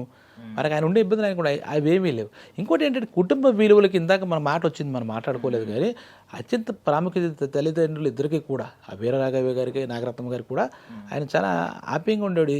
ఇంకో చాలా ఇన్ని షిఫ్ట్లు చేసిన నేను విన్నది ఏంటంటే శని ఆదివారాల్లో ఈ పిల్లలందరికీ ఆయన టైం ఇవ్వాలి కంపల్సరీ. అవి కూడా కాల్ షీట్. అదే ముఖ్యమైన నమ్మిన హీరోల్లో ఆయన ఒకడు. మిగిలిన నాగేశ్వరరావు గారు కానీ ఎన్టీ రామారావు కూడా ఆయన టైం అంతా వాళ్ళు వేస్ట్ చేసుకున్నారు, పిల్లలకి అంత మాత్రం ఇవ్వలేదని చెప్తారు. ఇక్కడ ఇంకోటి ఏంటంటే బ్యాలెన్సింగ్ ఆఫ్ ఫ్యామిలీ లైఫ్ అంటే మేనరికం జరిగింది ఆ రోజుల్లో ఉండే పరిస్థితులు బట్టి. మేనరికంగా మేనమ్మ కూతుర్ని ఎవరిని ఈయన పెళ్లి చేశారు, ఇందిరాదేవి గారు. ఇష్టమా కష్టం కాదు, వాళ్ళతోనే ఇప్పుడు మగపిల్లలు 2 3 ఆడపిల్లలు పుట్టారు. ఆ తర్వాత మరి భగవంతుడు రాత ఎలా ఉందో ఆ సినిమాలోకి వచ్చి విజయ నిర్మల గారితో అనుబంధం పెరిగి పెళ్లి చేసుకుని విజయ నిర్మల గారి ఇష్టం మీద ఈయన చూస్తే అందరూ ఇష్టపడేవారు, అదే పెద్ద విషయం కాదు. ఈయన శోభన్ అందగాళ్లే చూసేవారు. కానీ మనకి ఎక్కడా కూడా నేను చదివేని చూశాను ఈ విషయం. మామూలుగా అయితే ఒక డైవర్స్ చేసుకోవాలి. ఇప్పుడు మన నాగ చైతన్య సంబంధ డైవర్స్ చేసుకోవాలి, ఇలా ఇంకా కొన్ని విన్నాం మనం. ఈయన ఆ 2 ఫ్యామిలీని ఎలా మేనేజ్ చేశారు, ఇద్దరిని సాంప్రదాయబద్ధంగా పెళ్లి చేసుకున్నట్టుగానే కనబడుతుంది. అఫ్కోర్స్ విజయనర్మ గారికి భర్త వదిలేశారు, ఆ రోజుల్లో సంచలనమే కదా. భార్యను వదిలేయడమే ఆ కమ్యూనిటీ పరంగా కానీ ప్రజలకు కూడా హీరో పర్సనల్ లైఫ్ చూస్తారు కాబట్టి అది ప్రాబ్లం హీరోకి. అవును, ఇమేజ్ ఇమేజ్కి అంత ఇమేజ్ ఉన్న వ్యక్తులకి ఎన్నో అంటే అద్భుతమైన సినిమాలు, సందేశాత్మక చిత్రాలు తీసాడు ఈ పెద్ద మనిషి. కుటుంబ సినిమాలు మొత్తం చేసాడు. అలాంటి విషయంలో మరి ఆ ఇందిరాదేవిని వదిలేశాడు, అన్యాయం చేసాడు అనేట్టు కాకుండా అటువంటి అపకీర్తి లేకుండా ఆయన జీవిత చివరి క్షణం వరకు మామూలుగా ఈ పిల్లలు కూడా కక్ష కట్టేయాలి మామూలుగా అయితే. ఘర్షణ సినిమాలలాగా ఇద్దరు భార్యలు ఉంటే ఈ రోజుల్లో. అదే కాకుండా ఈయన రాజకీయాల్లోకి వచ్చాడు, ఎన్నో వచ్చాడు, ప్రభుత్వం కూడా ఏమీ అబ్జెక్షన్ చేయలేదు. అలా జరిగింది నేను ఒక్కడే కేసులో నేను చూశాను. అదే మీరు అన్న డేరింగ్ అండ్ డాషింగ్ ఇక్కడ కూడా కనిపిస్తుంది. విజయ నిర్మల్ గారిని అంత ప్రేమగా చూసాడు. అన్నాడు ఏదో టెంటెంలు అయిపోయి అదేదో యంగ్ వయసు అయిపోయింది, యవన అయిపోయింది కదా, చివరి దాని దాకా క్షణం దాకా కూడా ఆయన ఉన్నంతకాలం ఆ విజయ నిర్మల్ గారికి ఆవిడతో ఉన్నా చేశారు. ఎందుకంటే వాళ్ళ మధ్య ప్రొఫెషనల్ అనుబంధం, ఇది ఫ్యామిలీ అనుబంధం అనుకోవచ్చు. రమేష్ బాబు గారి, మహేష్ బాబు కానీ ఏ విధంగా తండ్రిని ఇప్పటిదాకా ఎక్కడ కూడా వాళ్ళు దూషించినట్టు, మా అమ్మకి అన్యాయం జరిగినట్టు ఎక్కడ జరగలే. అంటే ఆ ఫ్యామిలీకి ఇవ్వాల్సిన ఇంపార్టెన్స్. అంటే ఇలాంటి వాళ్ళు ఉంటారా ముఖ్యంగా సినిమా ఇండస్ట్రీలో? ఆ వదిలేస్తారు. ఇప్పుడు కమల్ హాసన్ సారికి వదిలేస్తారు, ఇంకో వాడిని ఇస్తున్నది ఎవరినో చేసుకుంటారా వాడిని ఉంటుంది. ఖచ్చితంగా ఆ పిల్లల్లో కూడా చిన్నపాటి అభిప్రాయ భేదాలు ఉంటాయి. కొంతమంది స్టిక్ అయిపోయి అక్కడ రజనీకాంత్ గారే, ఇక్కడ చిరంజీవి ఒకే భారత ఉన్నా కానీ సినిమా ఇండస్ట్రీలో పెద్ద పెద్ద వాళ్ళు కూడా అటువంటి. అలాగే మనం వింటే ఈ విజయ నిర్మల్ గారిని ఓపెన్గా స్టాట్యూటరీగా చేసుకున్నాడు తప్పితే పెళ్ళి ఏదో గుళ్ళో ఈ అక్రమ సంబంధాలు ఉంటాయి మామూలుగా పక్క హీరోలతో ఏదో సంబంధం, దాని పేరు అక్రమ సంబంధం ఏదో. ఈయనకి అటువంటివి ఏం లేదు. 48 సినిమాలు కలిసి చేశాట. నిజంగా హైయెస్ట్ రికార్డ్. అసలు ఇది హైయెస్ట్ రికార్డ్ ఇండస్ట్రీలో, హైయెస్ట్ రికార్డ్. ఆయన 348 సినిమాలు చేశారు. అలాగే ఆవిడ ఎక్కువ డైరెక్ట్ చేసిన సినిమాలో కూడా ఈయన హీరో. వాళ్ళిద్దరు కూడా నిజంగా చెప్పాలంటే ఒక పవిత్ర బంధంలాగా గడిచింది. దానివల్ల అంటే ఒకటి అడుగుతున్నాను, ఇప్పుడు వీళ్ళిద్దరి మధ్యన పర్సనల్ గా రిలేషన్ ఏర్పడింది, వీళ్ళు భార్యాభర్తలు అయ్యారు కాబట్టి దానివల్ల ఈ 48 అంటే ముందే రిలేషన్ ఫస్ట్ సినిమా నుంచే ఏర్పడవచ్చు మేబీ వాళ్ళిద్దరి మధ్యన ఒక అన్యోన్యత. దానివల్ల 48 సినిమాలు వచ్చినాయి అంటారా, లేదు ఆ రిజల్ట్ నిజంగానే వాళ్ళిద్దరు ఆన్ స్క్రీన్ చాలా అద్భుతమైన పేరు అంటారా? అంటే అద్భుతమైన పేరు అనే కాదు, దంపతులుగా అద్భుతం అని చెప్పాలి, ప్రొఫెషనల్గా అద్భుతమైన టెక్నీషియన్స్ ఇద్దరు అనిపించుకోవాలి. ఆ టెక్నీషియన్ మధ్య ఎందుకంటే ఆ సినిమా కెమిస్ట్రీ పరంగా చూస్తే ఆయన శ్రీదేవి ఒక అద్భుతమైన కెమిస్ట్రీ. పోటీ పెడితే జయప్రద ఆయన ఒక అద్భుతం. అంటే విజయ నిర్మల్ గారితో ఎక్కువగా చేయడం, ఆ బ్లాక్ అండ్ వైట్ సినిమా నుంచి రావడం జరిగింది. తర్వాత జయప్రదతో ఒక 47 సినిమాలు, దగ్గర 45 సినిమాలతో శ్రీదేవితో కూడా ఉన్నాయి. అవి తక్కువ కాదు, వెరీ నెక్స్ట్ లెవెల్లో ఉంటాయి. ఈ ఊరికి మొనగాడు కానీ ఇలాంటి కొన్ని సినిమాలు, కిరాయి కోడిగాడు కానీ ఇలా చూస్తే పోటాపోటీగా ఉంటారు. వాళ్ళ అందంలో కానీ మిగిలిన గ్లామర్ పరంగా కానీ వాళ్ళ కెమిస్ట్రీ కానీ తెర మీద చాలా బాగుంటుంది. ఒక జయప్రద కొన్నిట్లో జయప్రద వీళ్ళిద్దరు ఉండడం కూడా జరిగింది. అవి చాలా అందమైన పేర్లు. తెరపైన చూస్తే ఈ సినిమాలు విజయ నిర్మల్ గారు డైరెక్టర్ కూడా అవడం వల్ల ఆవిడ గిన్నెస్ రికార్డులో కూడా ఎక్కింది కదా. ప్రొఫెషనల్గా బంధం కోసం ఒక మేల్ అండ్ ఫీమేల్ కలిసినట్టు ఉంటుంది. కానీ మిగిలిన విషయాలు చూస్తే ఈ తెర మీద ఆవిడకి తెర మీద కనపడాలకన్నా డైరెక్ట్ చేయాలి, మంచి సినిమాలు ఇవ్వాలన్న కోరిక కూడా విజయ నిర్మల్ గారు కూడా నెంబర్ 1 ప్రొఫెషనల్ అనమాట. ప్రొఫెషనలిజంలో వాళ్ళు మాస్టర్స్. ఆ ప్రొఫెషనలిజం, ఆ క్వాలిటీస్ నచ్చడం వల్ల తప్పితే వేరే రకంగా మనం అనుకోవడం లేదు. తెర మీద అయితే మటుకు ఈయన పక్కన నిజం కూడా ఎంత అందగత్తులు ఉన్నా కూడా ఈయన చాలా అందగాడు కాబట్టి చాలా నిజమైన పేరు చూడాలి. ఏంటంటే మామూలుగా ఏంటంటే చాలామంది అంటారు కంటిన్యూస్గా డైలాగులు చెప్పేస్తారు తప్పితే ఇంకేముంది ఇది వచ్చా అది వచ్చా అని. మరి అన్నీ లేకపోతే జనాలకు అంత ఎందుకు నచ్చుతుంది ఒకటి. రెండోది ఒక ప్రతిభతో పాటు క్రమశిక్షణ ఉండాలి, యాటిట్యూడ్ ఉండకూడదు. అప్పుడు ప్రతిభకు సంబంధం లేదనడానికి నిరూపించిన వ్యక్తి కూడా ఎవరైనా ఉంటే మన సూపర్ స్టార్ కృష్ణ గారు అని చెప్పాలన్నమాట. సార్ ఇంకొక క్వశ్చన్ అడుగుతాను. ఇప్పుడు అందగాడు అనే టాపిక్ వస్తుంది. మెయిన్ థింగ్ ఏంటంటే ఈయన కుటుంబ కథా చిత్రాల వైపు ఎక్కువ వెళ్ళలేదు. ఈయన అన్ని ప్రయోగాలు కొత్త రకాలన్నీ అన్ని కొంతలు తొప్పేశారు. అవును, ఈవెన్ రామారావు గారు, ఏఎన్ఆర్ గారు కూడా దేనికది స్టిక్ ఆన్ అయ్యారు. రామారావు గారు ఎక్కువగా పౌరాణిక వైపు ఎక్కువ ఆయన మొగ్గు చూపేవారు. ఈయన మొత్తం రొమాంటిక్ హీరో, మొత్తం ఏఎన్ఆర్ గారు కంప్లీట్ ఒక రొమాంటిక్ హీరో.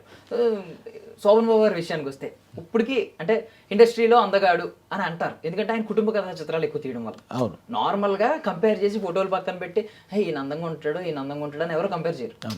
ఇండస్ట్రీకి అందగాడని ఎందుకంటారంటే ఆయన మొత్తం కుటుంబ కథా చిత్రాలు. దానివల్ల ఏంటంటే ఫ్యామిలీ ఆడియన్స్ ఎక్కువగా చూసేవారు, మహిళలు, హౌస్ వైఫ్లు ఎక్కువ ఇష్టపడేవారు శోభన్ బాబు గారు. కృష్ణ గారి విషయంలో అది తక్కువ. అంటే మామూలుగా ఒక హీరోగా ఇమేజ్, ఆయన ఫాలోయింగ్ ఇప్పుడు సూపర్ స్టార్ మహేష్ బాబుకి ఎలా ఉందో అలా ఉండేది తప్ప, ఇప్పుడైతే అమ్మాయిలందరూ ఇష్టపడుతున్నారు సూపర్ స్టార్ మహేష్ బాబు. అప్పుడు కృష్ణ గారికి ఆ రేంజ్ లో ఆ ఫాలోయింగ్ ఉండేది కాదు అని నేను విన్నాను. అది దాని అంటే ఫాలోయింగ్ అంటే ఆయనకి శోభన్ బాబు గారితో చూస్తే సినిమా ఇండస్ట్రీ ప్రకారంగా మంచి నటుడు, అందగాడు. ఈ కంపారిజన్ కూడా అందం గురించి వీళ్ళిద్దరి మధ్య కంపేర్ చేయలేదు, ఎందుకంటే కృష్ణ గారు కూడా అందగారే. కాకపోతే ఈ ఒక సెల్ఫిష్ ధోరణిలో వెళ్ళిపోయాడు శోభన్ బాబు. సినిమా ఇండస్ట్రీకి ఏమి ఇచ్చాడంటే ఇప్పుడు మనం చెప్పుకోవడం లేదు. అంటే పోయిన వాళ్ళంతా మంచి వాళ్ళే కాబట్టి వాళ్ళ గురించి మనం ఆ అభిప్రాయం, ఆయన ఎంత నటన, ఆయన ఏం చేయాలి, ఆయన ఆస్తులు పెంచడానికి ఎలాగా, కుటుంబ జీవన విధానం ఎలాగా, ఆయన దాని మీదే చేశారు. కానీ ఈయన చేసినటువంటి రంగాల్లో కొన్ని ఇప్పుడు ఎన్టీ రామారావు గారు కృష్ణ గారికి మధ్య కొంత సారూప్యాలు ఉంటాయి. ఇప్పుడు అక్కినేని నాగేశ్వరరావు గారు మన సోహన్ బాబు గారికి వచ్చి సినిమాలో మంచి నటులు మాత్రమే తప్పితే మంచి హీరోలు అందగాళ్ళు వాళ్ళిద్దరూ కూడా ఇద్దరు హీరోయిన్తో చేసిన సినిమాలు నాగేశ్వర గారు కూడా ఉన్నారు ఈయన ముందు. నాగేశ్వర గారి దసరా బుల్లో లాంటి సినిమాలో 2 హీరోయిన్లు అబ్బా తెగ నటించేసేటంటగా ఉన్నాయి. మనకి ప్రేమాభిషేకంలో జయసుధ, అలాగే మ్యాక్సిన్ జయప్రద, జయసుధ శ్రీదేవి ప్రేమాభిషేకం, అవన్నీ 2 హీరోలు దాంట్లోనూ వాళ్ళని దృష్టిలో పెట్టుకుని ఆ పాత్రలు చేయడం రాయడంలో కూడా ప్రత్యేక దృష్టి ఉంటుంది. స్వామిబాబు గారితో కూడా చూడొచ్చు. అయితే ఈయన బాహ్య సౌందర్యంతో పాటు అంత సౌందర్యం, సినిమా పరిశ్రమ బాగుండాలనే ఒక ఆలోచనతో ఉన్నటువంటి ఆ నిజమైన. ఇప్పుడు మనం ఈరోజు ఫస్ట్ మాట్లాడుకుంటున్నామంటే మన ఇదే స్టూడియోలో తెరవన కథలో మన శోభన్ బాబు గారి గురించి మనం చర్చించుకోలేదు. ఆయన తక్కువ నేను అట్లే, ఆయన కూల్గా ఒక ఉద్యోగిలాగా చేసుకుంటూ వెళుతూ ఒక చోట ఆగిపోయాడు. ఆయన ఇండస్ట్రీకి ఏమి ఇచ్చారు, ఒక స్టూడియో కట్టారా, ఒక సినిమా చేసి నిర్మించి ఏదైనా మంచి రెమ్యునేషన్ తీసుకుని మంచి మంచి సినిమాలు ఇచ్చారు మహానుభావుడు, కాదనేది ఏం లేదు. మీరు అన్నట్టుగా శివకృష్ణగా అందగాడు, పెర్ఫార్మరు అద్భుతమే. కానీ ఇండస్ట్రీకి మనం మాట్లాడుకున్న దాంట్లో తెర వెనక తెంకదేంటి, తెర ముందైనా సరే పరిశ్రమకి ఏమి ఇచ్చారు, ప్రజలకు ఏమి ఇచ్చాడు. ఏలూరు ఆయన సిఆర్ రెడ్డిగా చదివాడు కాబట్టి ఏలూరులో ఎంపీగా నిలబడి కాంగ్రెస్ పక్షాన ఆ రోజుల్లో తెలుగుదేశంలో ఉండగానే విజయం చేసి ఆ ఏలూరుకి ఇంత చేసిన ఘనత అయింది. అలాగే ఏం చేశారు, తిరిగి ఇండస్ట్రీకి ఏమి ఇచ్చారు అనే పాయింట్ చూస్తే నా దృష్టిలో ముఖ్యంగా మన ఇందులో వివాదానికి తావులేదు. కానీ శోభన్ బాబు గారి కన్నా ఈయన అంతఃసౌందర్యవంతుడు అని చెప్పి నేను ఖచ్చితంగా చెప్పగలను. సో మీరు అన్నమాట ఇప్పుడు అదే శోభన్ బాబు గారి కంటే కూడా అంతర్ సౌందర్యం ఎక్కువ అని అన్నారు. అంటే శ్రీమంతుడు సినిమాలో ఉంటుంది dialogue, you're beautiful in and out అని చెప్పి. ఇన్ అండ్ అవుట్ నిజం, ఆ మాట అసలు ఈయనకి రాయాలి. అప్పుడు మరి ఆయన సినిమాలని నాకు తెలియదు కానీ ఇన్ అండ్ అవుట్ అని రాజలేదు తెలియదు. కానీ కృష్ణ గారు సినిమాల్లోకి రాకముందు ఈవెన్ మీరు అన్న దేవదాస్ సన్మానం ఆ ఇన్స్పిరేషన్ కంటే ముందు ఎన్టీఆర్ గారికి వీరాభిమాని అని విన్నాను. మరి ఎన్టీఆర్ గారికి వీరాభిమాని అయినప్పుడు ఆయన అభిమానించే హీరోకి యాంటీకి ఎందుకు వెళ్ళారనేది ఇప్పటికీ క్వశ్చన్. అంటే ఇష్టం వేరు, అభిమానం వేరు, అలాగే ఆయన రియల్ ప్రొఫెషనల్గా వేరు.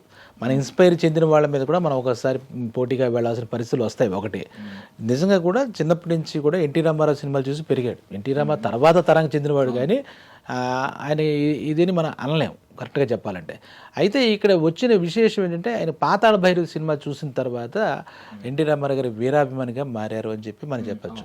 ఇంకోటి ఏంటంటే కృష్ణా గుంటూరు జిల్లాల్లో సినిమా వాళ్ళు, వెస్ట్ గోదావరి ఈస్ట్ గోదావరిలో సినిమా ప్రియులు, అలాగే ఇవన్నీ ఒక పద్ధతిలో ఉంటారు. ఆ రకంగా చూసినా కూడా అప్పుడులో ఎన్టీ రామారావు గారికి ఈయన ఒక అభిమాని. మరి అదే మాటలో చెప్పాలి అంటే ఈ మాట చెప్పాక మీరు అడిగిన ప్రశ్న చెప్తా. ఏంటి మనకి మీ ఫేవరెట్ స్టార్ ఎవరని చెప్పి నేను చిరంజీవి గారిని కలిసినప్పుడు ఆయన ఓపెన్గా చెప్పాను నా కృష్ణ ఫేవరెట్ అని చెప్పాడు. చాలా సందర్భాలు తర్వాత మాటలు అవసరం లేకపోయి వీడంతా వచ్చిన తర్వాత ఆయన చెప్పిన కృష్ణ సినిమాలో కృష్ణ గూఢచారి 116 ఇలాంటి సినిమాలు నేను చూసాను, చాలా ఇష్టపడతాను, ఆ పాటలు కానీ అవి నాకు చాలా ఇష్టం అని చెప్పి కృష్ణ గారు చెప్పారు. ఎన్టీ రామారావు గారు ఆయన పోయే రోజు దాకా కూడా ఆయన ఎన్టీ రామారావు అభిమానే. అంటే పర్సనల్గా ఏమి డిఫరెన్సెస్ లేవు, పాలసీ పరంగా డిఫరెన్సెస్ వచ్చాయి. ఇక్కడ చెప్పొచ్చే మాట అంటే కృష్ణ గారి ఒక గుణంలో ఏంటంటే కాంపిటేటివ్నెస్. ఎవరికైనా కాంపిటీట్ చేయాలి అంటే నువ్వు ముందు ఎవరు గొప్పవాడు ఉన్నాడో ఏం కాదు, ఆయనే గొప్పవాడు. అంటే మేరు పర్వతంలో కూడా ఢీకొంటాడు అనమాట. నేను కొట్టగలనా కొట్టలేనా అనేది ఆయనకి లేదు. అది ఆయన ఒక్కనట్టు ఇన్బిల్ట్ క్వాలిటీ అది. నేను అంటే ఎలాగంటే నాగేశ్వరరావు గారు ఇందాక చెప్పాను, దేవదాస్ ఏం చేయలేదా, ఇంకా చేయలే. సినిమాలో కూడా మరి అలా చెప్పినప్పుడు మల్టీ స్టార్ సినిమాలకి రూపకల్పన చేసిన వాడు ఈయనే. అదే ఎన్టీ రామారావు గారితో కలిసి యాక్ట్ చేశాడు ఆయన, అదే ఎన్టీ రామారావుతో ప్రొడ్యూస్ చేశారు ఈయన కలిసి సినిమాలు. మరి ఎన్టీ రామారావు, ఏఎన్ఆర్, కృష్ణ, శోభన్ బాబు, కృష్ణ గారు శోభన్ బాబుతో చేశారు, చిరంజీవితో చేశారు, కృష్ణరాజుతో చేశారు సినిమాలు. అక్కడ మరి ఏ బేవజాలు అంటే అప్పుడు నటుల్లో ఏదైనా విభేదించినా కూడా అక్కడ వరకే పరిధం. ఈయనకి చాలామంది ఈయన్ని అంటే ఈయనలో ఉండాలి, ఈయన పక్కన పెట్టిన వాళ్ళు కూడా తర్వాత అలా ఈయనతో మనం పని చేయలేకపోయాం అనే భావన ఉంది. మరి ఎన్టీ రామారావు కూడా తేడా వచ్చిందన్నప్పుడు అన్ని సినిమాలు ఎలా చేసి ఉంటారు, అందులో కూడా మ్యాక్సిమం హిట్సే. ఎందుకంటే ఆయన స్లాట్ ఆయనకు ఉంది. ఇప్పుడు ఎన్టీ రామారావు సినిమా పరంగా కాంపిటేటర్ కాదు, యాక్టర్ పరంగా ఆయన కాంపిటేటరు. ఒక రకంగా చెప్పాలంటే నేను ఆయన అన్ని సాధించారు అని చెప్తే నేను ఎందుకు కృష్ణుడు వేషం వేయకూడదు, ఆ టైపు థాట్ ప్రాసెసింగే తప్పితే లేదు. ఇక రాజకీయాల్లో వచ్చి ఈయన కాంగ్రెస్ పక్షపాతం, కాంగ్రెస్ క్యారెక్టర్తో ఏదో మొత్తం మీద కాబట్టి అప్పుడు ఈ రకమైనటువంటి తెలుగుదేశం పాలసీస్ వాటిని కాంగ్రెస్ విభేదించినప్పుడు ఈయనకున్న అస్త్రం ఏంటి? Media, cinema. అక్కడ ఈ సినిమా పరంగా పెట్టుకుని ఆయన చేస్తున్న పనులు ఖండించాలనే ఉద్దేశంతో కొన్ని సినిమాలు చేయడం, దానివల్ల వీళ్ళ మధ్య బాగా డిఫరెన్స్ ఉందనే ఒక డిఫరెన్స్ ఉందని నా పిలిపే ప్రపంచం, సాహసమైన ఊపిరి అంటే ఈ ఎన్టీ రామారావు గారు అనే పాత్రలు పెట్టి డైరెక్ట్గా ఓపెన్గానే స్టేట్మెంట్గా. అయితే తర్వాత సభల్లో ఎక్కడ కలిసి ఆయన మీద నాకేముంటుంది, ఈయనకి ఆయన మీద లేదు, ఆయనకి ఈయన మీద లేదు. పాలసీ పరంగా డిఫరెన్స్, ఇప్పుడైనా కూడా ప్రొఫెషనల్ పరంగా డిఫరెన్సెస్ ఏం లేవు. ఆ జనాలందరినీ చక్కగా చూడాలి, ఆ తెలుగు ప్రజల్ని మనకి ఈ స్థానం ఇచ్చారని చెప్పి ఇద్దరికి ఆ సోషల్ రెస్పాన్సిబిలిటీ, ఆ సామాజిక బాధ్యత ఉండేవారు. ఇండస్ట్రీలో కూడా వాళ్ళు ఎప్పుడు కొట్టుకోవడం, తిట్టుకోవడం అలాంటివి ఏమీ లేవు. ఎన్టీ రామారావు గారిని ఒక మాట కూడా ఈయన అన్నింటి ఏదైనా దివిసీమ ఉప్పిన అలాంటి వచ్చినప్పుడు ఎన్టీ రామారావు గారు కొంచెం ముందు పెద్ద ఆయన కాబట్టి జోలి పెట్టినప్పుడు ఈయన కూడా వెనకాలే ఉండేవాడు. ఈవెన్ తర్వాత అల్లూరి సీతారామరాజు స్పెషల్ షో ఆయన కోసం వేసినట్టున్నారు కదా 100%. ఎందుకంటే పాప ఇందాక ఛత్రపతి శివాజీ ఈయన జీవితంలో ఎలా అవ్వలేదు, ఆయన అల్లూరి సీతారామం చేద్దామని అన్ని చేసిన మహానుభావుడు, ఆయనకి అలాగే కాలేదు.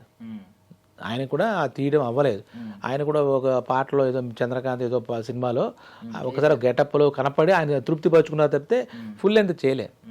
ఈ సినిమా అంటే ఈరోజు మన తెలుగు ప్రజలకి అలాగే అల్లూరి సీతారామరాజు, మంజం వీరుడు తెలుసుకునే వాళ్ళకి ఇలాగే ఉంటాడేమో. ఇప్పుడు కృష్ణ గారు అంటే అల్లూరి సీతారామరాజు, ఆయనేమో అల్లూరి సీతారామరాజు ఇలాగే ఉంటాడు. ఎందుకంటే తర్వాత ఎవరు అటెంప్ట్ చేయలేదు, తర్వాత ఎవరు కూడా ఆ పాత్రని అటెంప్ట్ చేసిన ఇది లేదు. ఎందుకంటే అంతలాగా అలాగా అయిపోయాడు. మనకి కృష్ణ గారి గురించి కొన్ని గుర్తొస్తాయంటే ఆయన చేసిన ఎక్స్పెరిమెంట్లు ఇందాక మీరు చెప్పారు కదా, ఆయన జేమ్స్ బాండ్ సినిమాలు, గూఢచారి 116, అది కౌబాయ్ వచ్చేసి మోసగాళ్ళకి మోసుకోవడం, ఆ కైండ్ ఆఫ్ మూవీస్. ఆ తర్వాత కూడా ఈ కొదమసింహాని చిరంజీవి గారు ఈయన ఏదో టక్కర దొంగని ఈయన ఎవరో ఆ జోనకి వెళ్ళే అంతలాగా ఆయన ఈ జోనస్ నావే అన్నట్టుగా ఆయన ఇది డంకా భజయించేసి చెప్పాలి. కౌబాయ్ కానీ ఇంకోటి కానీ. అలాగే కూడా ఇప్పుడు అల్లూరి సీతారామరాజు ఇందాక చెప్పుకున్నాం అంటే ఆయన చేసే జోనస్ ఇంకా ఆయనకే సొంతం అన్నట్టుగా. అప్పటి తరంలో నాగేశ్వరరావు గారు మరి కౌబాయ్ చేయొచ్చుగా, జేమ్స్ బాండ్ చేయొచ్చుగా, మనం ఊహించుకోలేము వాస్తవంగా చెప్పాలంటే. అలాగా వాళ్ళు ఇప్పుడు ఎన్టీ రామారావు గారు చేశారా కౌబాయ్, జేమ్స్ బాండ్? మరి అంతకుముందు లేవు అవి, అసలు ఆ కథల వైపు వెళ్ళే కదా. అంటే వాళ్ళకి కూడా అర్థమవుతుంది, అంటే మనం ఇన్ని డామినేట్ చేయలేం, ఆయన చాలా అందుకే అప్పటి యూత్కి అందుకే ఈ కృష్ణ గారు బాగా ఫేవర్ అయిపోయాడు. ఇంకేంటంటే ఇప్పుడు ఇంతమంది చెప్పుకుంటున్నాం కదా, ఇది మన కాంట్రవర్సీ పాయింట్ అవ్వచ్చు, తప్పేం లేదు, ఉన్నమాట చెప్పుకోవాలి. అత్యధికంగా అభిమానులు ఆయనకే, కృష్ణ గారికే. అంతకుముందు ఇటువంటి ఫ్యాన్ ఫాలోయింగ్లు లేకపోతే అసోసియేషన్లు లేవు. అంటే వాళ్ళకి ఇంకా మంది ఇళ్లలో జనం కూడా నాగేశ్వరరావు గారిని అభిమానించేవారు, ఫ్యామిలీ వాళ్ళు కూడా ఎన్టీ రామారావు గారిని ఆరాధించేవాడు. ఇంకా మాట్లాడితే ఆయన కృష్ణ బొమ్మ పెట్టి పూజలు కూడా చేసేవాట.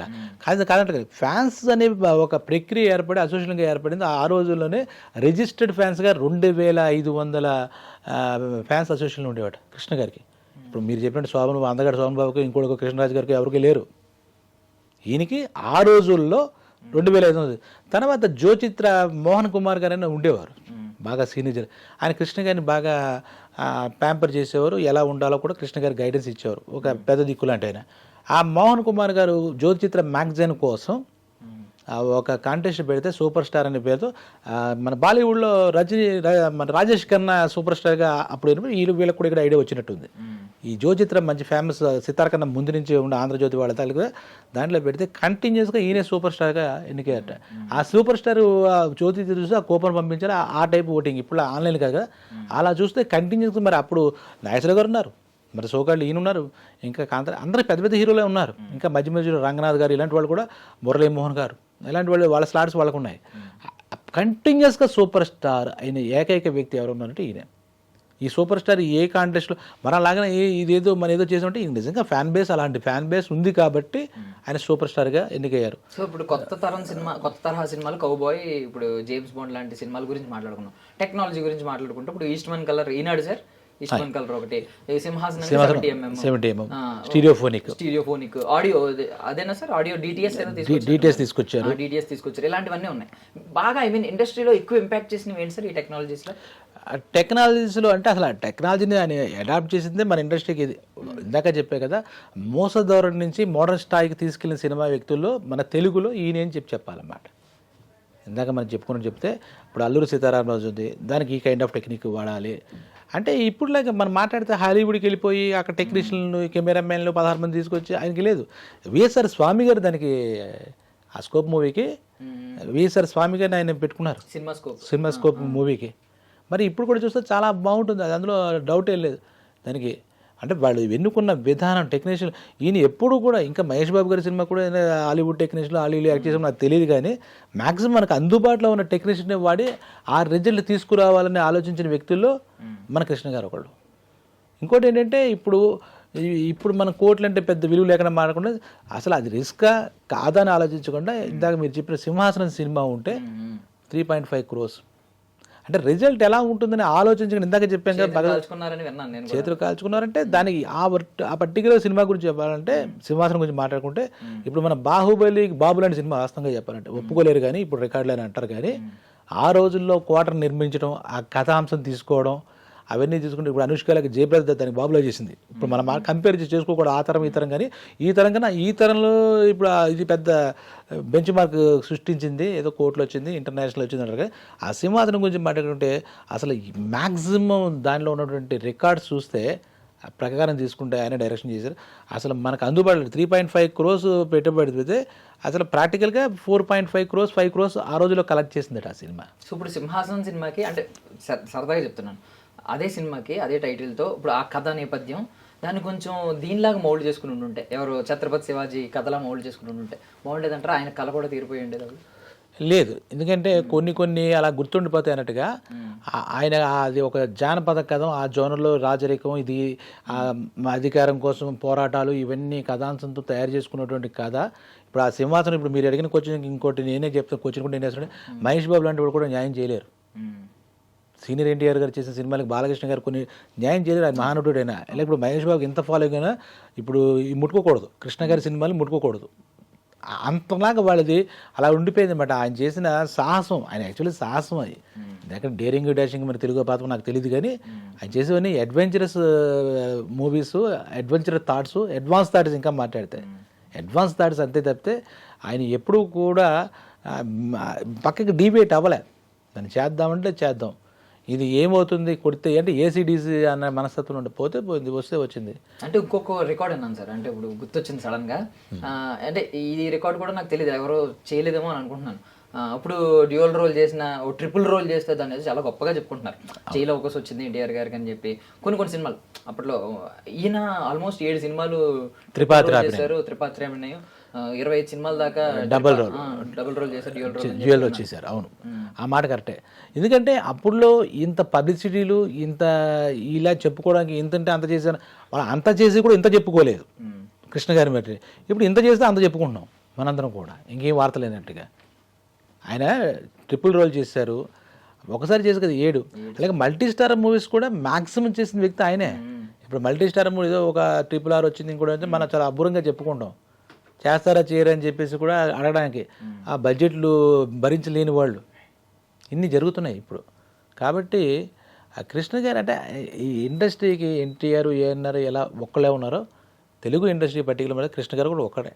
ఇంకా ఆయనకి రీప్లేస్మెంట్ ఉండదు. మహేష్ బాబు గారు ఆయన రెప్లికా అవ్వచ్చు, కానీ రీప్లేస్మెంట్ ఉండదు. కృష్ణ గారి గురించి మనం అలాగా ఎంతైనా చెప్పుకోవచ్చు. ఇదంతా ఎందుకు చెప్పుకోవడం, ఇప్పుడు ఆయనకైనా కలిసి వచ్చిందా మనకైనా కలిసి, జనాలకు ఒక స్ఫూర్తి ఇస్తాడనమాట. నేను చెప్పేది ఏంటంటే ఆ మనిషి ఏ రకంగా ఎంత సాహసంగా ఉంటే సాహసే లక్ష్మి అంటారు కదా, అలాగే ఆ సూత్రం సాహసం చేయి, నీకు లక్ష్మి నీ దగ్గరికి వస్తుంది, విజయలక్ష్మి అనే ధోరణిలో ఆయన వెళ్ళి.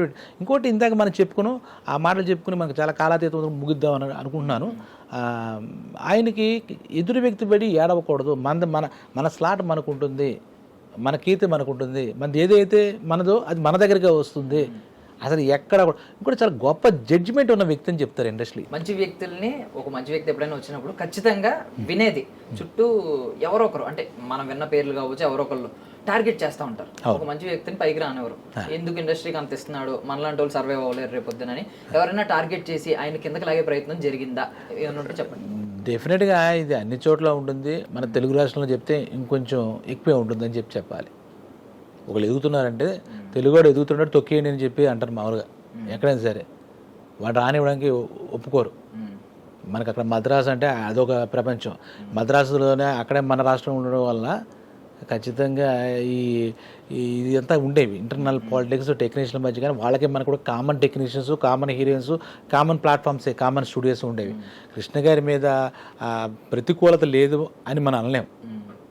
ఆయన వాటి దేనికి కూడా వెరవలేదు, భయపడలేదు. పైగా ఆయనకి ప్రజాభిమానం ఆయనకి బాగా మెండుగా ఉండడంతో ఇంకోటి ఏంటంటే వాళ్ళకి ఎవరికి పోటీ అవ్వలేదు కాబట్టి అప్పుడు ప్రముఖులైనటువంటి మన ఇందాక ఇండస్ట్రీకి 2 కళ్ళు చెప్పుకున్న అక్కినేని నాగేశ్వరరావు గారు ఏనారు గారికి ఈయనకన్నా 20 ఏళ్ళు ముందుగా స్వాతంత్రం వచ్చిన తర్వాత మన దేశం వచ్చిన 46 ఈయన ఆయనకన్నా ముందు కీలుగూరంతో ఆయన ఉన్నారు. ఈయన 66 వచ్చారంటే 20 ఏళ్ళు ఒక తరం తర్వాత వచ్చారు కాబట్టి అప్పటికే వాళ్ళు సాధించిన విజయాలు సాధించేశారు. బ్లాక్ అండ్ వైట్ అంతా వాళ్ళ తరం ఒక రకంగా చెప్పాలంటే. వాళ్ళు ఇచ్చింది ఇంకా తెలుగు ఇండస్ట్రీకి ఎంత ఇవ్వాలో అంతా ఇచ్చేశారు. వాళ్ళు కూడా నిజంగా ఈయన్ని ఆశీర్వదించారని చెప్పాలి, ఈయన అభిమానించారు చెప్పాలి. ఎందుకంటే వాళ్ళేమి ఈ కౌబాయ్ ఈ జోనర్ మూవీస్కి ఆయనేమి వాళ్ళేమి కాంపిటీటర్ గారు, వాళ్ళకి అవసరం లేదు. వాళ్ళు అప్పటికే దగ్గర 200 సినిమాలు ఈయన వచ్చేసరికి చేసేసారు, వాళ్ళ అయిపోయింది. కాబట్టి వీని తొక్కాల్సిన అవసరం లేదు. పోనీ 2 భాషల్లో వెళ్దామంటే ఈయన తమిళ్లోకి ఎప్పుడు వెళ్ళట్లేదు ఈ మనిషి. హిందీకి వెళ్ళాడు మళ్ళీ, అదొక పార్శ్వం. ఫస్ట్ టైం ఈయన వెళ్ళాడు 80లో హిందీకి. ఈయన చేసిన చుట్టాలు ఉన్నారు జాగ్రత్త ఇలాంటి సినిమాలు హిందీలో తీయాలని చెప్పి ఆయన జితేంద్రని పెట్టి చాలా సినిమాలు పద్మాలయ బ్యానర్ హిందీలో కూడా పెట్టి దగ్గర అక్కడ అసలు ఫస్ట్ ఏంటి ఎక్కువ సినిమాలు కూడా హిందీలో పద్మాలయలో చేసింది ఈయనే బ్యానర్లో. మంచి మంచి సినిమాలు ఇచ్చారు. తోఫా ఇలాగా ఈయన ఇక్కడ చేసిన సినిమాలు అవ్వచ్చు, కొత్త సినిమాలు కానీ ఆ హిందీకి బాలీవుడ్కి మన ఇండస్ట్రీ నుంచి. అలాగని బాలీవుడ్లో మనం పాస్ అవుతున్నాయి ఏమి యాక్ట్ చేస్తానని అని మరి ఎగరలేదు. మళ్ళీ అదొకటి ఉంది. ప్రొడ్యూసర్ నిర్మిద్దాం ఇండియా మొత్తం మన సినిమా ఉంటుందని చెప్పి ఆ సినిమాలు తీశారు పాపం, అక్కడ సక్సెస్ అయ్యారు. అది కూడా వీళ్ళెవరికి కాంపిటేట్ కాదు. ఎందుకంటే ఎన్టీ రామారావు గారు ఏఎన్ఆర్ గారిని తీసుకున్న ఇద్దరే మాస్ హీరోస్ వాళ్ళే కాబట్టి వాళ్ళు ఏమి బాలీవుడ్ దృష్టి పెట్టలేదు. ఎంతసేపు వాళ్ళకి తెలుగు కొంచెం మాట్లాడితే తమిళ్లో ఉండేది. ఈయన అన్ని రకాలుగా అన్ని జోనర్స్ అన్ని టెక్నికల్స్ వాడి అటు బాలీవుడ్ కూడా వెళ్ళిపోయాడు ఈయన. దాంట్లో ఇదేమి చెప్పే కదా సాహసమైన ఊపిరి అన్నట్టుగా ఆయన సినిమా టైటిల్ లాగా నిజంగా ఆయనకి సాహసం ఉండేది ఒకటి. ఆయనకి ఇంకోటి ఏంటంటే ఆయనకి తోచిందే చేసేవాడు, ఎవరు సలహా వినేవాడు కదా. పెద్దరికంగా పెద్దవాళ్ళు ఎవరని చెప్పి సలహా చెప్పినా ఆఖరికి ఆయన మనసు ఏం చెప్తే ఆ రకంగా ఆయన పూర్తిగా స్వతంత్రత ఉన్న వ్యక్తి అనమాట. అక్కడి విషయంలో వేలు పెట్టలే, అడిగినా కూడా నిక్కచ్చిగా నిష్పక్షపాతంగా నిర్మోహమానంగా మాట్లాడేస్తాడు. ఈ సినిమా చూపించి మన రివ్యూ ఎలా ఉందంటే బాగాలేదు అబ్బాయి, వాళ్ళ అబ్బాయి సినిమాని అంతే, ఆయన సినిమాని అంతే, ఇది ఎక్కదు అంటే ఆయన ఎంత చెప్తే అంత అన్నట్టుగా ఉండేదట ఆ రోజుల్లో. సినిమాకి ఈరోజు కూడా బెస్ట్ జడ్జ్ ఈ సినిమా ఇండస్ట్రీస్లోంచి వచ్చిన పర్సనాలిటీస్ చూస్తే ఈయన పేరే చెప్తారు ఏ సినిమా సరే. రీసెంట్గా మహేష్ బాబు ఆయన బతుకున్నది కదా పోకిరి, ఏదో ఆడద్దరు అబ్బాయిని ఇది ఈ సినిమా అలాగా మొహమాటం లేదు. ఇదో ఇంకో సినిమా వచ్చి ఇది పెద్ద ఎక్కదరా చూసి చెప్తే. అలాగే చేసేటప్పుడు ముందు వచ్చి నిరుత్సాహపరుస్తూ వేరేటి కథ బాగాలేదా అనే ఆ లక్షణాలు లేవు. వాళ్ళ చేయండి, మీ మనసుకు నచ్చింది చేయండి, జనాలకి ఆమోదం పొందొచ్చు. ఇది ద బెస్ట్ జడ్జి. ఎవరైనా వచ్చి అడిగితేనే లేనిపోని కామెంట్స్ చేసి ఏదో మనకు నిజాయితీగా మాట్లాడాలి, నిజాయితీగా చేయాలి. ఆయన ముక్కుసూడితనంగానే ఉండేది, ప్రతి విషయంలో నిజాయితీగా ఉండేది. అందుకే ఇప్పుడు ఏంటంటే ఆడియన్స్కి కనెక్ట్ అయ్యేలాగా ఒక క్వశ్చన్ అడుగుతున్నాను. అంటే ఇప్పుడు అందరూ మహేష్ బాబు అభిమానులు చాలా మంది ఉన్నారు, ఇప్పుడు ఆయన ప్యాన్ వరల్డ్లో కూడా అడుగు పెడుతున్నారు. సో కనెక్టింగ్ పాయింట్ మీరు ఇప్పుడు ఇంతసేపు విశ్లేషించారు సూపర్ స్టార్ కృష్ణ గారిని. సో ఆయనలో ఈయనలో గుణగణాలు మ్యాచ్ అయ్యేవి ఏమున్నాయి మీరు అంచనా వేస్తున్నారు? అంచనా వేసి చెప్పాలంటే మహేష్ బాబు గారు ఏంటంటే అంటే కంపారిజన్ కాదు కానీ ఆయన ఒక రకంగా రెప్లికా అన్నారు కాబట్టి డెఫినెట్గా ఎందుకంటే చిన్నప్పటి నుంచి ఈయన సినీ బీజాలే ఆయన నాటాడు. అందుకని చదువు రాలేదు, చెప్పుకోదగ్గ చదువుకోలేదు. కానీ ఈ కోడలు దిద్దిన కాపురం బాలనటుల్లోనే ఈయన హీరోయిజం అలా బ్లడ్లో ఇంజెస్ట్ చేసినట్టు చేస్తాడు ఈయన. అలాగే ఎవరు 4-5 సినిమాలు బాలచంద్రుడు అని ఏదో నాకు సరిగ్గా గుర్తులేదు కానీ అక్కడే ఆ బాల నటుడుగా ఉన్నప్పుడు జానకమ్మ పాడేదంటే వాయిస్ కూడా మెచ్యూరిటీ రాలే, బట్ ఈజ్ హీరో ఆ సినిమాలో. కొన్ని సినిమాలు ఈయన కూడా పెద్దగా ఉండి ముగ్గురు కలిసి చేసిన ఆ ప్రయోగాలు కూడా ఉన్నాయి. దానివల్ల ఏంటంటే ఈయన కూడా ఒక రకంగా చెప్పాలంటే ప్రొడ్యూసర్ హీరో అని మనం చెప్పాలి, ఒక రకంగా ప్రొడ్యూసర్ హీరో అని చెప్పాలి. కాకపోతే పరిస్థితులు కాలమాన పరిస్థితులు బట్టి అంత స్పీడ్గా చేయలేకపోవచ్చు, అంత స్పీడ్గా ఇప్పుడు ఇండస్ట్రీ కూడా తీయలేదు కాబట్టి సినిమాలు బడ్జెట్లు పెరిగిపోవడం వీళ్ళ రెమ్యునేషన్ పెరిగిపోవడం అదొకటి. ఇంకోటి ఏంటంటే ఆయన కోణంలో చెప్పాలంటే ఈ పిల్లలకి టైం వెచ్చించాలి అనుకోవడం మహేష్ బాబు గారు అంత చిన్నప్పటి నుంచి కూడా ఆయన కృష్ణ గారి దగ్గర ఉండి తీసుకెళ్ళడం, ఆదివారాలు గడపడం, అలాగే ఏదైతే ఆ లక్షణాలు ఉన్నాయో ఈ రకం. అలాగే మనం మాట్లాడుకుంటే కూడా ఏదో ఒక సినిమా అంటే కాలక్షేపం కోసం కొంచెం సందేశాత్మకంగా చేయాలని ఆయన చేసిన కొన్ని సరే నీకు కొన్ని ఎంతో కొంత సినిమాలో ఈ నుంచి డ్యాన్స్ ఇంకోటి ఫైట్స్ ఎక్స్పెక్ట్ చేసిన ఏదో చిన్న మెసేజ్గా ఏదైనా ఇస్తే బాగుండని ఆ తలంపు ఉన్న హీరో అని చెప్పాలి మహేష్ బాబు కూడా. ఆ విషయంలో తండ్రి ఆలోచనలతో సరిదూగే వ్యక్తి అని చెప్పి. ఇంకోటి అంటే ఈ కృష్ణ గారు అంత పెద్ద హీరోన సోదరులకి ఆయన ఇచ్చిన ఆప్యాయత కానీ, అలాగే తండ్రికి ఆయన తండ్రికి తాతలకి ఇచ్చిన గౌరవం ఈయన కూడా అంత గౌరవిస్తాడు. ఇంకోటి ఏంటంటే ఫ్యామిలీ టైం, మీరు అన్నట్టు ఫ్యామిలీ టైం ఈయన కూడా ఇస్తారు. ఫ్యామిలీ టైం ఏ సినిమా చెయ్యి, ఫారిన్లో చేయని ఇంకోటి చెయ్యి, వాళ్ళకి ఆ జనరేషన్ మనకి ఇంత స్పీడ్గా ఉంది కదా అది చేద్దాం అని చెప్పి. అలాగే ఇంత చెప్తే ఈ కృష్ణ గారు ఏ రకంగా అయితే గుప్తదానాలు అవి చేశారో మహేష్ బాబు గారు కూడా సామాజిక కార్యక్రమాలు అవి చేస్తారు, మనం వింటూ ఉంటాం. ఈ హార్ట్ ఆపరేషన్స్ విషయంలో కానీ, ఇంకా ఊర్లు దత్తత చేసుకుని వాటిని బాగు అంటే ఇవన్నీ ఆయన చెప్పుకోవడం కృష్ణ గారికి ఇష్టం లేకపోవచ్చు, కానీ ఆ విషయంలో కూడా ఇష్టం లేదు.